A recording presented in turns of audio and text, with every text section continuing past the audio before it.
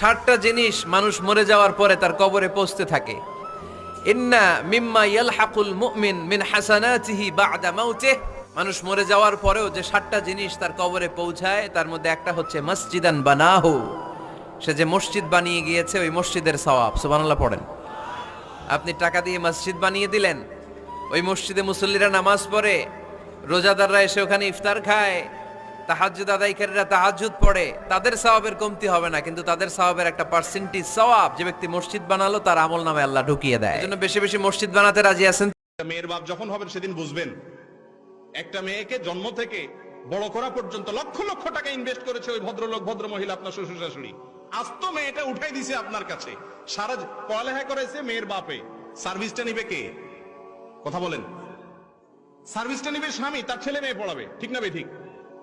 সুস্থ রাখছে তার বাপ মায়, আল্লাহ করাইছেন, ওনারা ট্রিটমেন্ট করাইছেন, কিন্তু ভোগ করবে কে? স্বামী।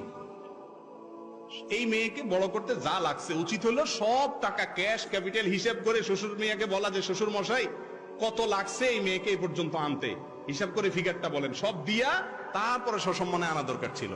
বেহায়া দেয় তো না, বাসর রাতে মহারানা মাপ চায় নেয়, উল্টারও যৌতুক চায়। আল্লাহ তাআলা আমাদেরকে হেদায়েত দান করুন।